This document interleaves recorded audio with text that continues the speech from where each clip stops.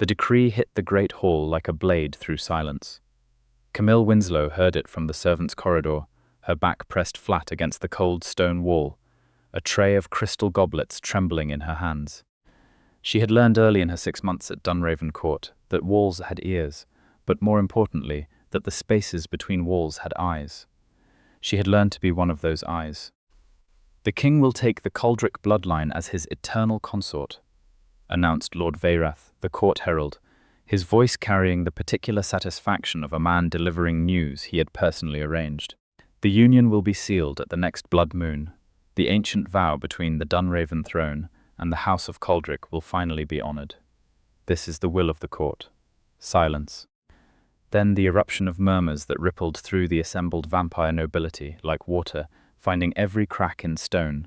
Camille did not move. She could not afford to, because she had heard something else 3 nights ago. Something that none of those nobles in their midnight silk gowns and their jeweled blood vials had heard, because none of them had been standing in the private library at 2 in the morning, refilling the oil lamps and pretending to be invisible the way a good maid was supposed to. She had heard Ambrose Dunraven, Vampire King of the Eastern Sovereignty, the most dangerous immortal in the Northern Hemisphere, tell his oldest advisor in a voice like gravel wrapped in velvet that he would rather burn his own throne than bind himself to a political arrangement designed to make him a puppet. The problem was, someone in this court was willing to make sure he had no other choice. And the trap, Camille now realized with a cold clarity that had nothing to do with the temperature of the corridor, had already been sprung. She straightened her spine, shifted the tray, and walked back into the hall. Every vampire in the room noticed her. They always did, though they pretended otherwise. She was human, which made her simultaneously beneath their notice and constantly in their awareness. The way a lit candle matters to a creature that does not need light, but cannot quite look away from the flame. She moved between them with the practiced ease of someone who had learned that the safest place near a predator was the place it did not consider worth watching. She reached the high table and set a goblet before the empty throne without looking at it. "The maid seems distressed," said a voice that made the air itself seem to thin. Camille turned slowly. Ambrose Dunraven stood at the entrance to the great hall, and she understood, not for the first time, why an entire court of immortal beings who had survived centuries went quiet when he entered a room. He was tall, broader than the doorframe would have suggested comfortable, dressed in dark charcoal and deep burgundy that somehow managed to look both modern and ancient. His hair was white, not silver, not platinum, but the pure white of the first frost, and it fell to his jaw in clean lines that emphasized the sharp architecture of his face. His eyes were the particular shade of dark amber that she had decided, privately, was the most unsettling, beautiful color she had ever seen in a living, or technically unliving, being. He was looking directly at her. "Your Majesty," she said, and dipped into the precise, correct curtsy that she had practiced until her knees ached, because she had understood from her first day that doing things correctly in this court was a form of armor. "Leave us," Ambrose said, and the entire room understood that he did not mean her. The court emptied with remarkable speed for a collection of beings who prided themselves on moving with glacial dignity.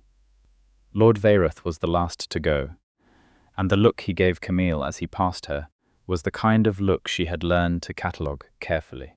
It was not disdain. It was calculation that frightened her more than disdain would have. When the great doors closed, Ambrose crossed the hall in long, unhurried strides that covered distance in a way that should not have been physically possible and yet somehow seemed perfectly natural for him. He stopped at the high table. He did not sit on the throne.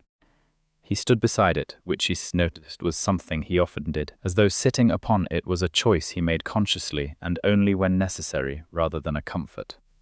"You heard the announcement," he said. It was not a question.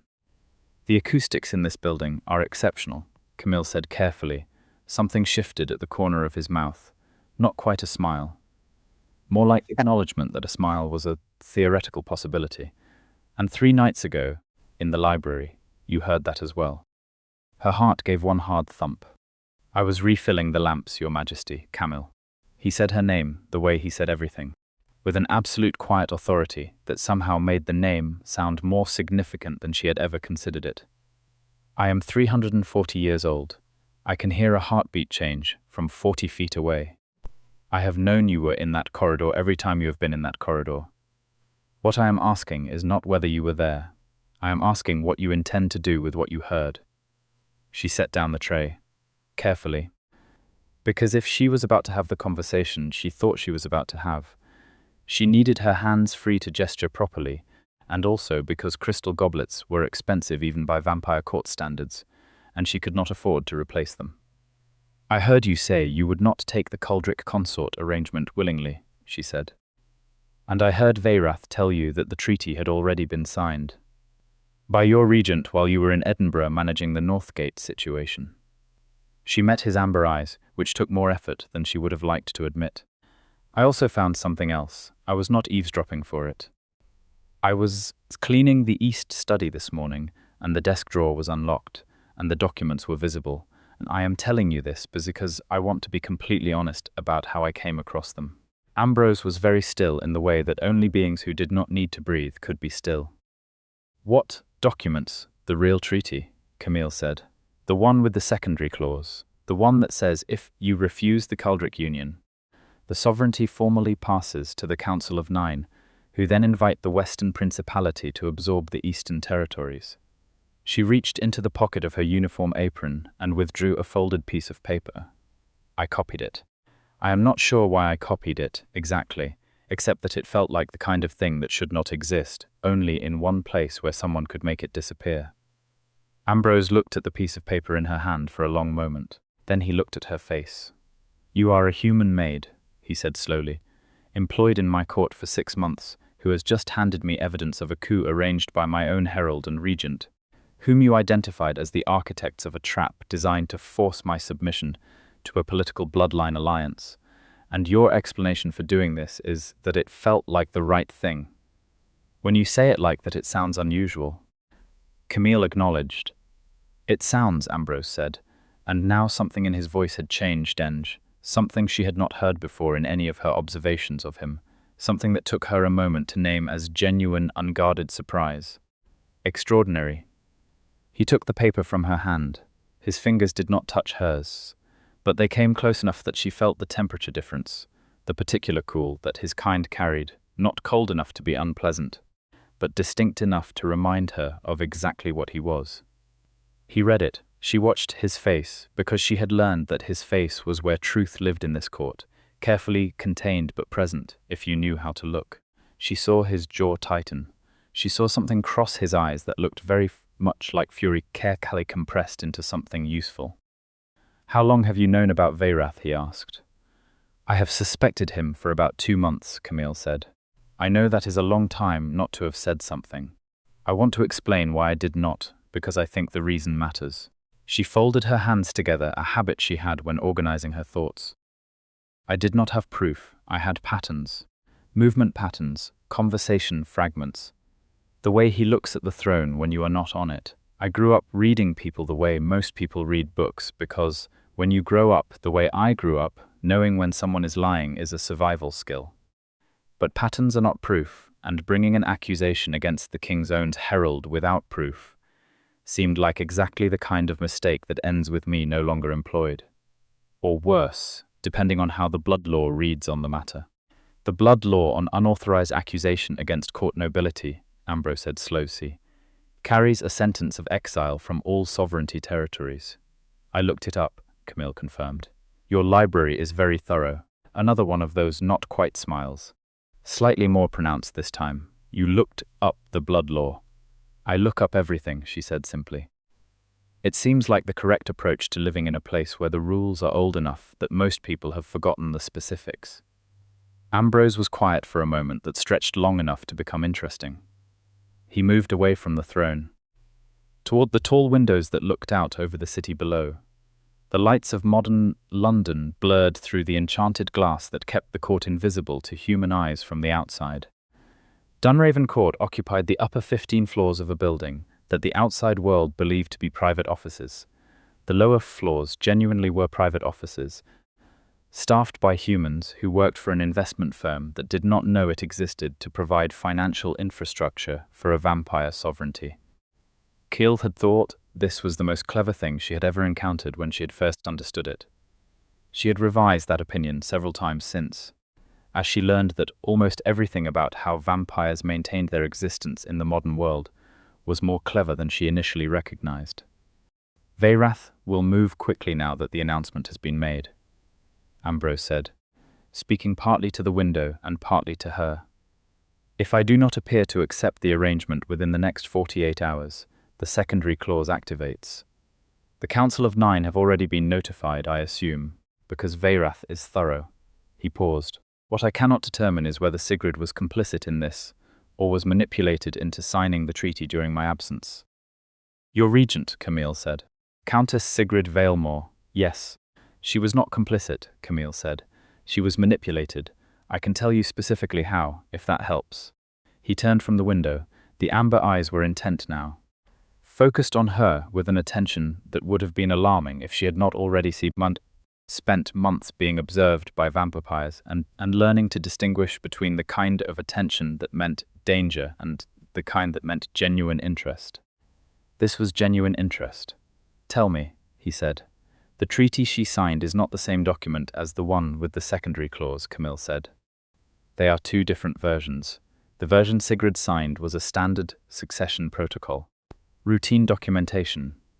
Someone, Veyrath I believe, had the secondary clause document created separately and inserted it into the official record. Sigrid would not have known because she only signed the document she was presented with." I compared the two. "The paper stock is different, and the seal on the secondary clause document, while convincing, is approximately 2 millimeters smaller than the authentic seal on every other official document in the East study." The silence that followed was the kind of silence that had weight. "You measured the seals," Ambrose said. "I carry a small ruler," Camille said. "It is useful for a number of tasks." Ambrose said, and then stopped. And something happened to his expression that she had genuinely never seen before in all her months of watching him manage a court full of ambitious immortals with absolute, unruffled authority. He looked, briefly, as though he did not know what to say. "I see. The forgery is good enough to withstand casual examination," Camille continued, because filling silence was something she was better at than leaving it. "But if you had the documents formally analyzed by someone with expertise in historical authentication, which blood law requires, before any treaty clause can be enforced, the discrepancy would be detectable. The question is whether Veyrath knows that you know, and whether he will attempt to destroy the original signed document before you can make the comparison." Ambrose looked at her for a long, measuring moment. Then he did something she had not expected. He walked to the great hall doors, opened them, and spoke to the corridor outside in a voice that carried exactly the right distance and no further. "Corvin." "To me." A vampire appeared within seconds. One of the king's personal guard, dark-eyed and watchful, who had always treated Camille with a careful, professional courtesy that she appreciated. He took one look at the expression on Ambrose's face and became very attentive. "The East study," Ambrose said. "The desk. Secure everything in it now. No one enters that room until I arrive." One was gone before the echo of the instruction faded. Ambrose turned back to Camille. "You should have come to me sooner," he said, and there was no accusation in it, only something that might have been concern wearing the careful clothes of observation. "I know," she said. "I am sorry. Do not apologize for being careful," he said with a quiet firmness that startled her. "Being careful kept you safe in a court that does not deserve your trust. The fact that you trust me now enough to bring me this is, I am aware, not something I can treat lightly." She looked at him. He looked at her. The lights of London blurred beyond the enchanted glass, and somewhere below them the court was reassembling into its usual patterns, the gossip and calculation and ancient grudges that kept 500 years of political machinery running. "What will you do?" she asked. "What I should have done the moment I returned from Edinburgh and felt something wrong in this building," he said. "I will take my court back, and then I will deal with Veyrath." He paused, and something shifted in his voice, something softer beneath the iron. "And then, Camille Winslow, I am going to have a conversation with you about what you actually want from your life, because I do not believe for a moment that it is refilling oil lamps in a vampire court." She should have said something sensible. something measured and appropriate to the vast difference in their respective positions. Instead, she said, "I want to understand things, all kinds of things. I always have." "Yes," Ambrose said, and the way he said it made her feel as though he had seen something that he had been looking for without knowing he was looking. "I know." The next 12 hours were the most dangerous of Camille's life, and she had, by any reasonable measure, already lived a life that contained more danger than most humans encountered. She had grown up in the foster system, which taught her self-reliance. She had worked her way through a history degree at a university that she attended on scholarships she had fought for with the same methodical precision she had applied to everything, which taught her research. She had taken the position at Dunraven Court through an agency that specialized in placing humans in supernatural households, which required background checks extensive enough to make government security clearance look casual, which taught her patience. She had survived 6 months in a court of vampires by being useful, invisible, and extremely observant, which taught her everything else.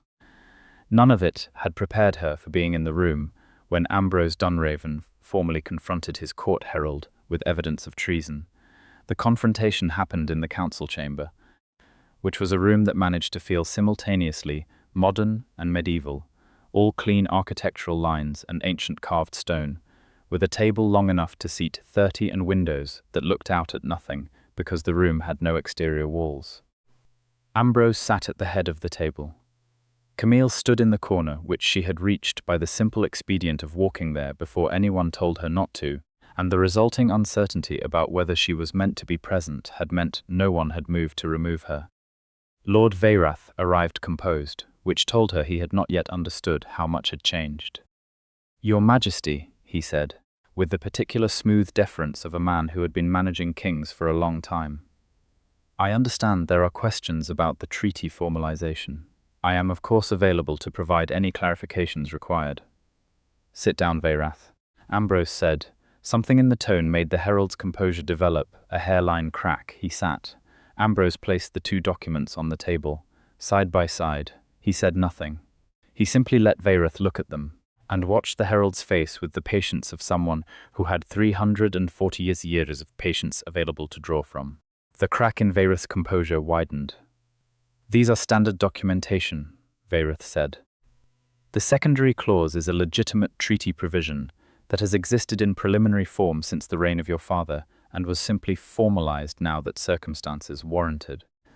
The seal is 2 millimeters smaller than any authentic document in the court archive," Ambrose said pleasantly. Vairath's eyes moved, very briefly, to Camille in the corner, and in that instant, she understood that he had already known she was the source, and had already made decisions about what to do about that. She understood it approximately 3 seconds before the doors of the council chamber burst open. 2 vampires she did not recognize entered, and behind them came a third figure she recognized immediately as Corvin, except that Corvin was being moved at speed in a grip that made it clear he was not moving under his own authority. He was alive. She could see that, but his expression was the expression of someone who had been surprised in a way that professional pride would not easily forgive. "A precaution," Vairath said, and his composure was back now, smooth as oil on water, in case discussions became complicated. Ambrose did not stand. He did not raise his voice. He did not show any visible sign of alarm, and Camille would think about this later, about how that complete stillness in the face of direct threat was the most terrifying thing she had ever witnessed, because it meant he was not reacting, he was calculating, and there was a difference. "Release him," Ambrose said. "Your Majesty." "I think you misunderstand the situation," Vairath said. "You are not being given a choice tonight. The treaty stands. The Council of 9 will confirm it. The Caldric Alliance will proceed, and you will take your designated consort, and this court will be stable and strong and properly aligned. And you will stop making sentimental decisions based on what you personally prefer, as though personal preference is a luxury that kings are entitled to. Your father understood this." "My father," Ambrose said, with a quietness that was more dangerous than shouting, "is not here." "No," Vairath agreed. "He is not. You are, and you have been allowed to indulge your independent thinking for long enough. The court requires Vairath." Something about the way Ambrose said the name made everyone in the room go still. I am going to tell you something, and I want you to understand that I am telling you this not as a threat but as information, because I want to give you the opportunity to make a correct decision before the situation moves past the point where correct decisions are available. He leaned forward slightly, the amber eyes fixed on the herald, with an absolute, unwavering focus. I have already secured the original treaty that Sigrid signed. I have already transmitted authenticated copies to 3 independent arbitrators, one of whom is a member of the International Vampire Council, and 2 of whom are human legal authorities who operate under the non-disclosure protocols of the Supernatural Accord. The forgery has already been officially documented and is in the process of being officially entered into the permanent record. What you have arranged tonight in this room changes none of that. What happens now determines only what happens to you. A long silence. The Western Principality, Veyrath began. Is not coming, said a new voice from the doorway. Countess Sigrid Valemore was not physically imposing in the way that Ambrose was, but she had a presence that was its own kind of authority, the presence of someone who had survived long enough and seen enough that she had stopped being impressed by dramatic gestures. She was ivory-skinned and silver-haired, and looked approximately 40 years old, which meant she was somewhere between 2 and 4 centuries, and behind her stood 6 members of the court guard, proper members, loyal ones. I contacted them 40 minutes ago, Sigrid said, moving into the room with the calm of someone who had been angry for a while and processed it into something colder and more useful. The Principality has declined to honor the secondary clause, as they have been informed of its fraudulent nature. They are also, I should mention, rather unhappy to have been used as leverage in a court manipulation, as it puts them in a politically awkward position, and they have enough of those already. Veyrath stood. What happened next was fast enough that Camille only understood it in retrospect. The 2 unfamiliar vampires moved toward Ambrose, she thought, or possibly toward the documents on the table, but Ambrose was already moving, and the speed at which he moved was a reminder, vivid and absolute, that she had not, in 6 months, actually seen him stop being careful. She had seen him controlled. She had seen him contained. She had not seen him unconstrained. It lasted perhaps 8 seconds. At the end of those 8 seconds, both unfamiliar vampires were restrained by the guard. Veyrath was seated again with a stillness that indicated he had been given a very clear physical demonstration of why stillness was currently the correct choice. Corvin had been released and was straightening his jacket with tremendous dignity, and Ambrose was standing in the center of the room, looking exactly as composed as he had when the confrontation began, except for a slight dishevelment of the white hair that he smoothed back without looking at it. He looked at Camille. "Are you all right?" he asked. She had not moved from her corner. She was objectively speaking completely fine. She said yes, and meant it, and noticed that Sigrid was looking at her with an expression that was thoughtful in a way she would later want to unpack. The legal proceedings against Veyrath took 3 weeks. They were conducted with the thoroughness that vampire courts applied to matters of blood law and official record, which meant they were extremely thorough indeed. As beings who lived for centuries had learned that sloppy legal documentation caused problems on a timescale that made sloppiness unconscionable, Camille was called to testify twice. Both times she presented her observations, her documentation, and her reasoning with the methodical clarity she applied to everything. The second time, she caught Ambrose watching her from across the chamber with an expression she was beginning to recognize, the one where he looked slightly surprised, despite clearly not wanting to look surprised, and she had to direct her eyes very firmly back to the arbitrator to avoid responding to it in ways that would be inappropriate to the setting. Veyrath was stripped of his position, his titles, and his right to reside within sovereignty territories.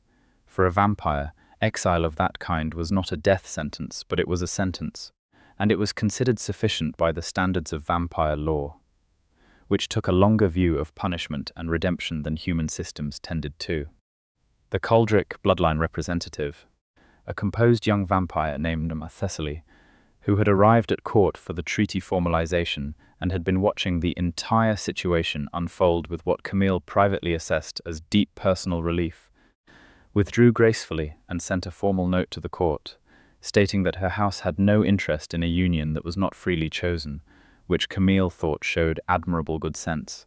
And then, because courts do not stop requiring maintenance just because their political drama has been resolved, Camille went back to work. She was in the East Library on a Tuesday evening, 2 weeks after Veyrath's formal exile, carefully repairing the spine of a 14th century text that had been damaged when someone had attempted to use it as a defensive projectile during a disagreement she had not witnessed but had heard described in sufficient detail to wish she had. When she heard footsteps she recognized, she did not turn around. She had learned to distinguish his footsteps from every other set of footsteps in the building, which she attributed to professional attentiveness, and not to any other cause. "You are repairing the Carmichael text," Ambrose said. "Someone used it as a weapon," Camille said. "That was Percival," Ambrose said, with the tone of a man who has long since accepted that Percival is simply going to be Percival. "He has strong feelings about 16th century trade agreements." "The book did not deserve it," Camille said. She heard him come closer, and the temperature of the air near her changed in that particular way it changed when he was near. The slight coolness that she had stopped registering as unusual approximately 2 months ago, and had started registering as something she could not precisely name, but was beginning to think, had a name she was not prepared to apply to it yet. He stopped beside her and looked at what she was doing.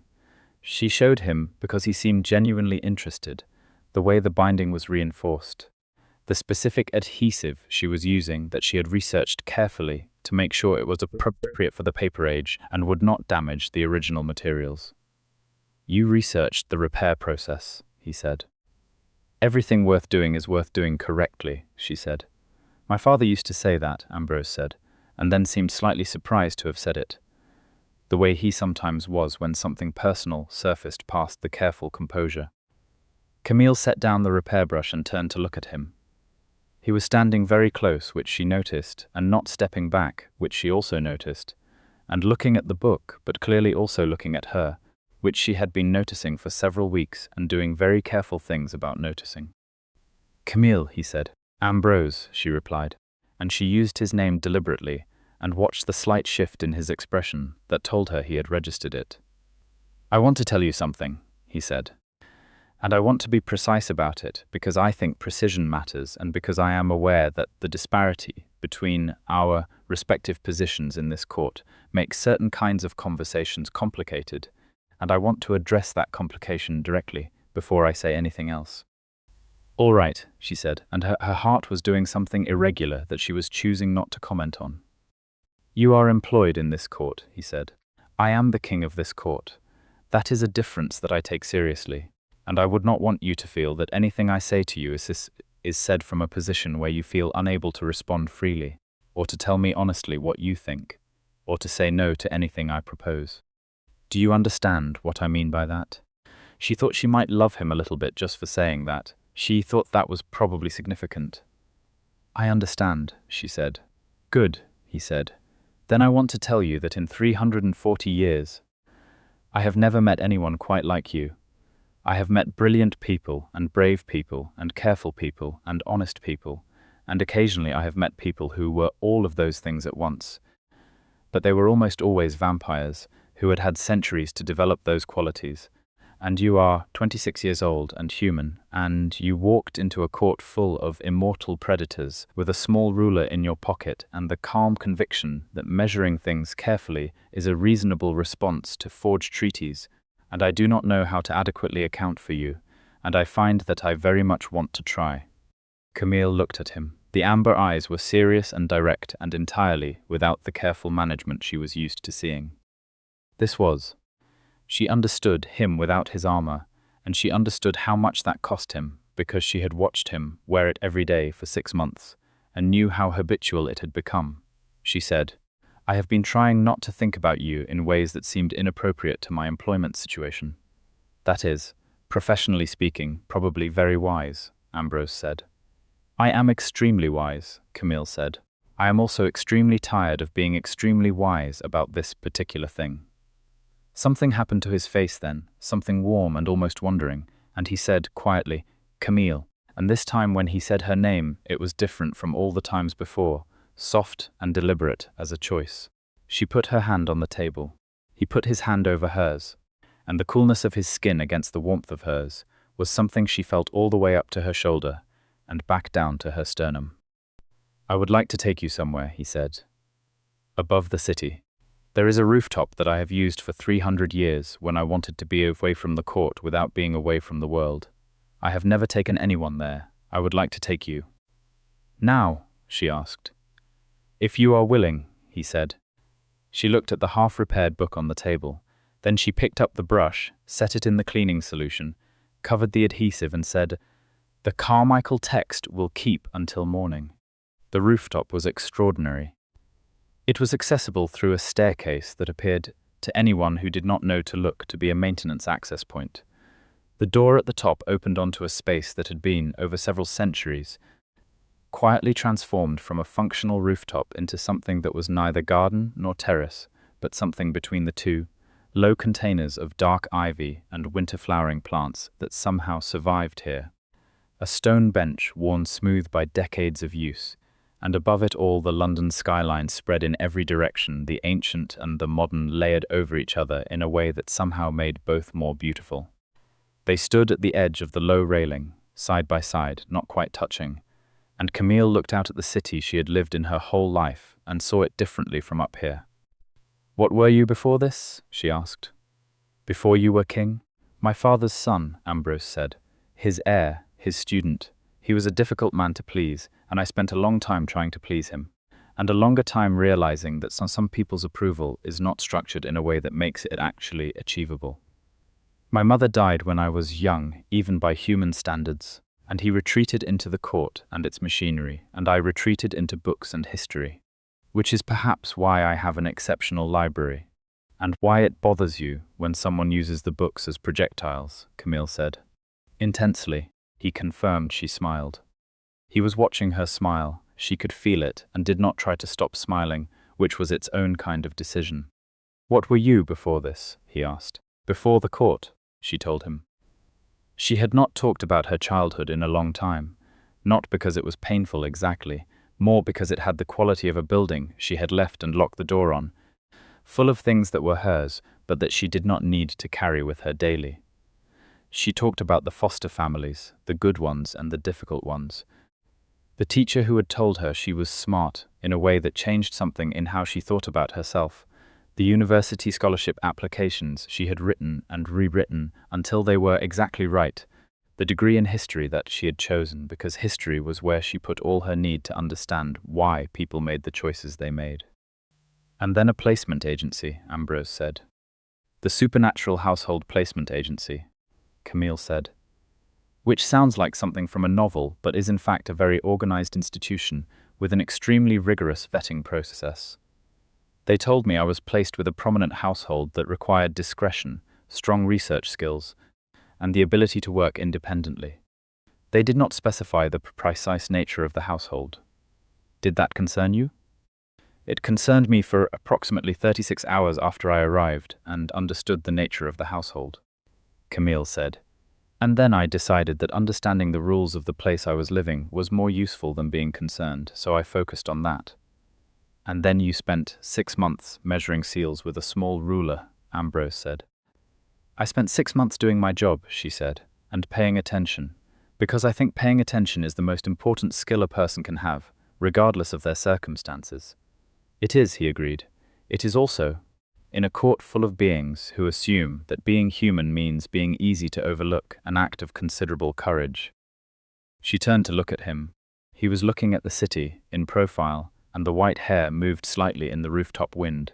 And he was, she thought, the most beautiful thing she had ever seen, not in spite of what he was, but because of it. Because all that power and age and danger had been shaped by whatever he was into something that was also, underneath the armor, genuinely good. "I was not scared of being overlooked," she said. "I was scared of not being useful. There is a difference." He turned his head and looked at her, close, and his eyes in the city light were amber and gold and warm in a way that surprised her every time. "You are," he said quietly, "extraordinarily useful." She laughed, which surprised her, a real laugh, not a careful or polite one. "That is not what I meant," she said. "I know," he said. And there was something in the way he smiled back at her that was almost shy, which was the last quality she would have attributed to him, and yet there it was, honest and undefended. I meant it as more than that. I am still learning to say the more than that part. You are doing well so far, she said. He reached out and tucked a strand of hair back from her face, with a gentleness that seemed entirely at odds with the contained force she had watched him channel 12 hours ago in the council chamber, and yet felt completely consistent with the same person. Both things were him. That was what made it true. I want to know you better, he said. I want the time to do it properly. I am aware that what I am and what you are complicates the question of time in ways that are not small. She had thought about this. She had thought about it in the specific practical way she thought about everything, working through the implications methodically because avoiding the implications did not make them less real. He was immortal. She was not. The joy of this, whatever this was, and the grief of it, were not separable. I know, she said. I have been thinking about it. So have I, he said. There are options within our world that I am not willing to discuss yet because it is too soon, and they are not decisions made casually, and I would not propose them to you in a way that felt like pressure. He held her gaze very directly. But I want you to know that I am thinking about the future in a way that includes you in it, that I am not approaching this as a thing that cannot last and therefore should not begin. I am approaching it as a thing that might last if we are both careful and honest and willing. I am very good at careful and honest, she said. And willing, he asked. Ask me again in a year, she said. By which I mean yes. The Winter Court Ball took place 6 weeks later, and it was the first court event since the resolution of the Veyrath situation, which meant it was also the court's collective attempt to re-establish normalcy and remind everyone that the Eastern sovereignty was not in disarray and had in fact come through its political crisis with its machinery intact and its king very much still on the throne. Camille was not, strictly speaking, supposed to attend the ball. She was staff. The ball was for court nobility and invited guests. Ambrose sent her an invitation through Corvin, who delivered it with the professional expressionlessness of a man who had decided that whatever was happening was simply happening and his role was to facilitate it efficiently. The invitation was handwritten on heavy cardstock in ink that she suspected was considerably older than she was. It said simply, I would consider it a personal honor if you would attend the winter gathering as my personal guest. You are not required to bring the small ruler, though you are, of course, welcome to. A.D. She wore the dress she had bought the previous year for a former colleague's wedding and had not worn since. Deep green silk that was not remotely appropriate for vampire court standards and was absolutely appropriate for her, and when she walked into the great hall, Ambrose looked at her from across the room with an expression that made several attending vampires follow his eyeline with considerable interest. He came to her directly, not after greeting the room, not after the appropriate diplomatic rotations that court protocol required. He crossed to her first, and the court watched this, and Camille was aware that the court watching this was itself a statement, and that Ambrose knew that and had calculated it and chosen it anyway. You look, he said when he reached her, remarkable. You look exactly the same as you always look, she said, meaning it as an observation of the fact that he was as composed and striking and slightly terrifying as he always was. I am trying to look approachable, he said very quietly, with a trace of something she now recognized as his particular dry humor, the one he deployed rarely enough that she always felt slightly delighted when it appeared. You do not look approachable, she said honestly. You look like someone who has been a king for a very long time and has feelings about it. That is, he said, an accurate description. They stood together through the opening formalities, and she met formally people she had previously only observed from the corners of rooms. Sigrid Valemore clasped her hands warmly and told her that she had done more to protect this court in 6 months than most people managed in centuries, which made Camille feel something in her chest that she thought might be what having a family felt like, the chosen kind. The vampire Percival, who had thrown the Carmichael text, apologized for the book with what appeared to be genuine remorse, and expressed his appreciation for her repair work, and she thanked him and privately resolved to put the more fragile texts in a higher cabinet. Later in the evening, When the formal portion had given way to the particular organized socializing of vampire court gatherings, Ambrose found her near the window with a glass of wine she had been holding for 20 minutes and asked if she wanted to dance. She did, as it happened, know how to dance. She had taught herself from internet tutorials at the age of 17 during a period when she had decided that knowing how to do things correctly was its own form of freedom. And she had been surprised to find that ballroom dance was something her body took to naturally. She was somewhat less prepared for the specific experience of dancing with Ambrose Dunraven, which required her to recalibrate several things simultaneously. He moved with that impossible grace that she had observed from across rooms and had attributed to immortality and old-world court training, and at close range, with his hand at her waist and the world narrowed down to the space they occupied, it was different from observation. It was also, she thought, the first time since the rooftop conversations that they had simply been present with each other, without the pressure of politics or crisis or careful management of what needed to be said. They danced without talking for a while, and it was not awkward, which was itself something she noticed. The way silence between them had ceased to feel like absence and started to feel like its own kind of communication. "The court is watching us," she said eventually, because being accurate about things was something she could not entirely suppress. "Yes," he said. "Does that bother you?" "No," he said. "Does it bother you?" She thought about this genuinely. "No," she decided. "I think it might have 6 months ago. It does not now." "Why not?" "Because 6 months ago I was trying to be invisible," she said, "and now I think I am done with that." His hand at her waist tightened very slightly, the smallest possible adjustment, and she felt it as though it were significant because it was. "Good," he said. The months that followed were, by any external measure, eventful. The court settled into the new patterns that followed the Veyrath restructuring, with Sigrid taking a formal advisory role that acknowledged what she already was in practice, and a new herald appointed from a line that Ambrose selected personally and vetted with a thoroughness that the court found slightly excessive and Camille found entirely reasonable. Camille's role changed, not dramatically, not in ways that she did not want. She continued to manage the library and the care of the older documents, which had become officially recognized as a position of some importance, given how much of the court's historical record had been found to require proper maintenance. She began to spend time with Sigrid, who had centuries of institutional knowledge and seemed genuinely pleased to have someone who wanted to learn it, and who told her stories about the court's history that were not written in any of the books in the library, and that Camille began carefully transcribing, because oral history was still history and deserved preservation. She and Ambrose built something together with the same care that good things are built, gradually and deliberately, and with attention to the fact that rushing things that deserve time is a form of disrespect to them. He took her to every part of the building she had not seen. He explained the blood laws with the patience of someone who had spent his life in their operation and understood both their logic and their limitations.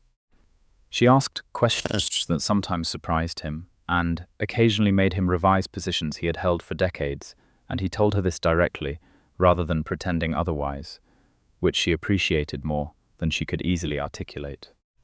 She told him things she had not told other people, about what it felt like to grow up without roots and to build your own roots from scratch, about the specific loneliness of being capable and self-sufficient in a way that sometimes made other people feel like they were not needed, about how she had learned to read rooms because she had needed to read rooms and had not quite been able to stop, and how that skill had brought her here, and how she was glad of it in a way she had not expected to be glad of anything that came from that particular kind of necessity. He listened to all of it with the quality of attention that, she had come to understand, was his particular form of devotion. He was not someone who demonstrated feeling through sweeping gestures. He demonstrated it through presence, through the specific kind of attention that said, "You matter enough that I am choosing to give you my full awareness," and in 340 years he had learned how to make that attention feel like being held.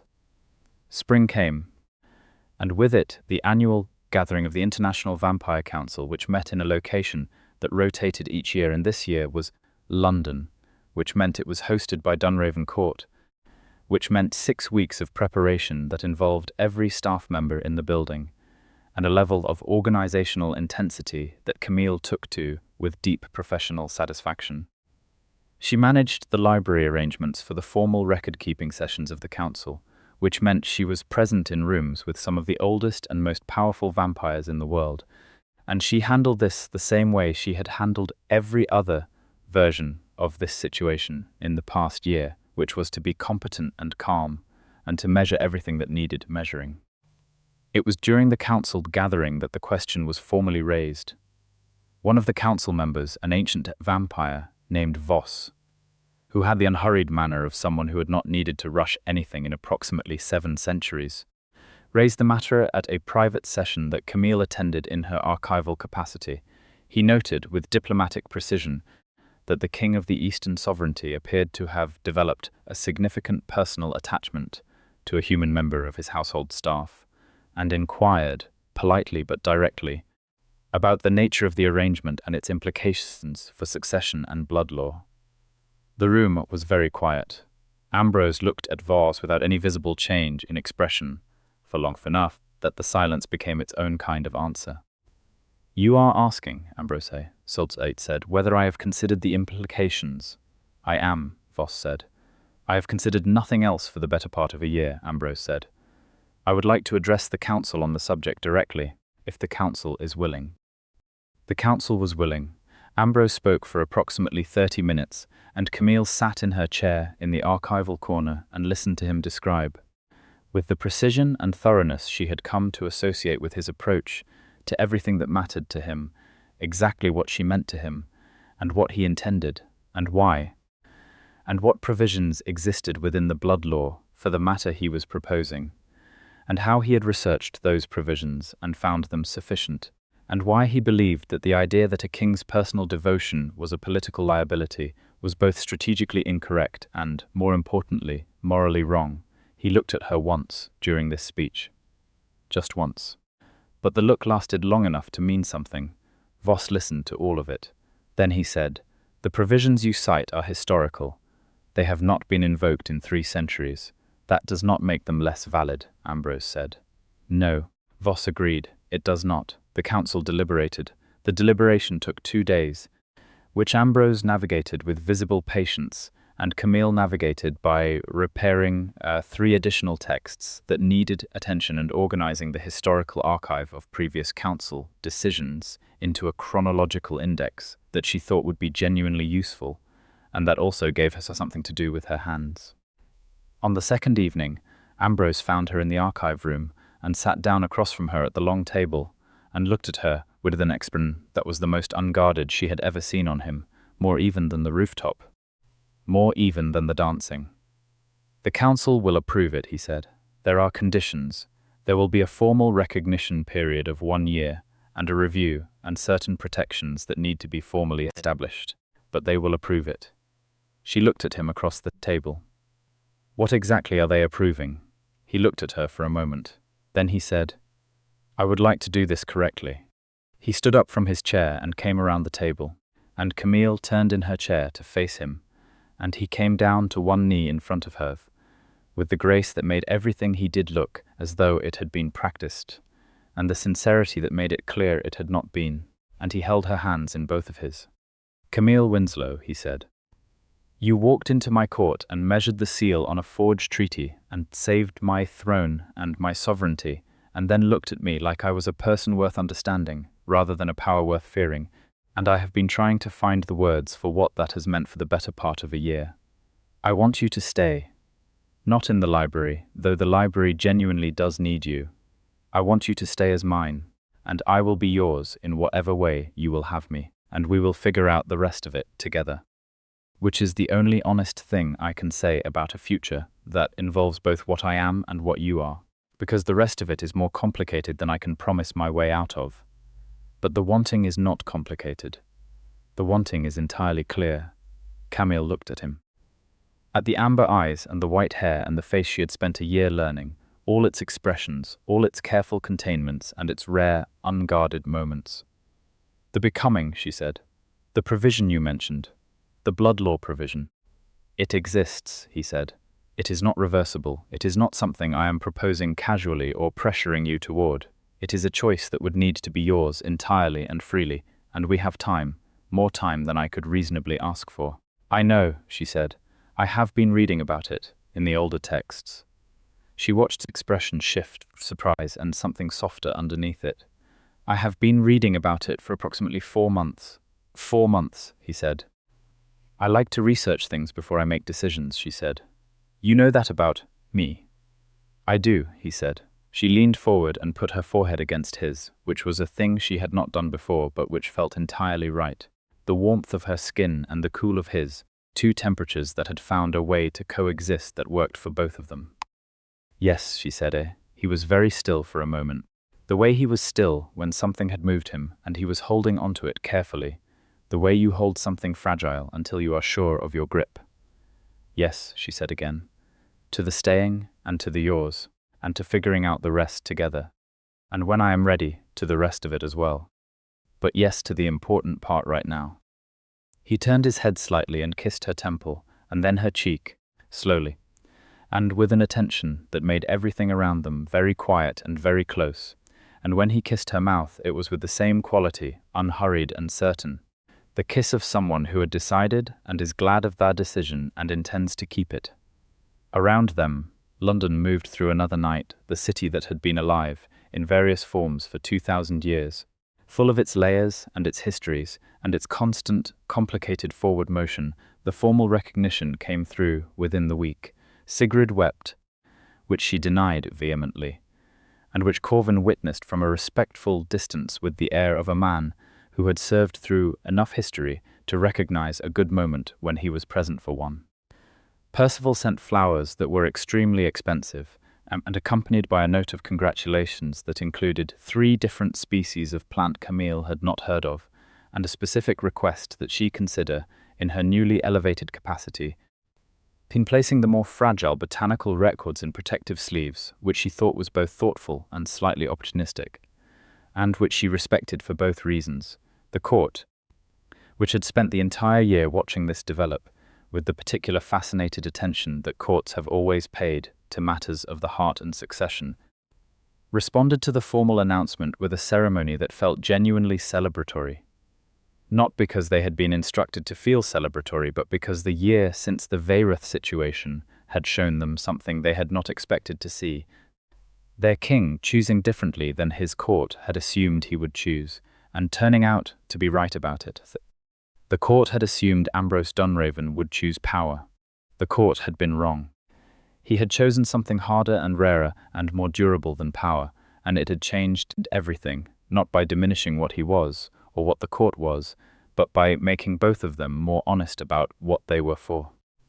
Camille stood in the great hall on the night of the recognition ceremony in a dress that was not the green silk but a deep midnight blue that Sigrid had pressed upon her with great firmness and excellent taste, and watched the ancient machinery of vampire court diplomacy turn around this new arrangement with the adaptability that 5 centuries of survival had given it, and thought about the girl who had grown up in foster homes learning to read rooms as a survival mechanism, and thought about how survival skills, when you were lucky, sometimes became joy skills. The same capacity for attention and careful observation and honest assessment that had kept her safe for 26 years. Now keeping her present for this, all of it, the beauty and the strangeness and the extraordinary improbability of where she had ended up. Ambrose came to stand beside her, and his hand found hers, which was still something she felt all the way to her sternum. "You are thinking," he said. "I am always thinking," she said. "I know," he said. "Tell me." She looked up at him, the amber eyes, patient and intent and warm, his face, all its contained complexity, all the centuries behind it, and the openness that he had learned to let her see. "I was thinking," she said, "that I spent most of my life learning to understand things. And I understand a great deal now, the blood law, the court, the history. You." She paused. "And I was thinking that the thing I understand least is how fortunate I am, and I want to keep thinking about that, because I think not taking it for granted is important." Ambrose looked at her for a long moment, then he said, "When I was 200 years old, I decided that the court was all there was, that what I was and what I had been given, this sovereignty, this ancient obligation, was sufficient to fill an immortal life. I managed it efficiently, I defended it. I improved it where I could, and I did not think I was unhappy, because I had not for a long time allowed myself the comparison. He turned to look at her, fully directly. You changed the comparison, that is what you did, and I will not take that for granted either. She squeezed his hand. He squeezed back. The winter ball was 6 months later, the second one Camille attended, but the first one in which she arrived on the arm of the king, which produced. She noted with private amusement a level of attentive silence upon their entrance that even Ambrose acknowledged with a slight expression she had learned to read as amused. They danced again, longer this time. Without the quality of careful management that everything had carried the previous year, the new thing handled gently because it was new. This had more confidence, more ease. The dance of two people who knew each other's rhythms and had stopped being surprised by them, and were simply glad of them. Midway through the evening, on the rooftop, which had become theirs in the specific way that places become theirs, when two people return to them repeatedly, she leaned against him and looked out at the city, and felt the cool of his arm around her and the warmth of his attention, and thought that some things were exactly what they appeared to be, which was not something she had always been able to say. Ambrose, she said. Camille, he said. I am glad I took the job, she said. She could hear the smile in his voice when he answered. So am I. They stayed there for a long time. Above the court and the city and the ancient complicated machinery of the world they inhabited together, and the stars, the ones visible through the light pollution, if you knew where to look, which she did, because she had learned them, turned overhead in the same slow arc that they had been tracing, since long before either of them existed, and would continue long after, and that fact, which might have seemed melancholy, felt instead like the longest possible kind of company. She had walked into the vampire court with a small ruler and a head full of history and the stubborn conviction that understanding things correctly was its own form of strength, and she had been right about that. As she was right about most things she took the time to think through carefully, and she had found, in a court full of ancient immortal beings, who had spent centuries learning to need nothing and no one, the one who had been waiting, without knowing he was waiting for exactly her. That seemed, to Camille Winslow, like a story worth understanding, like something she intended to keep.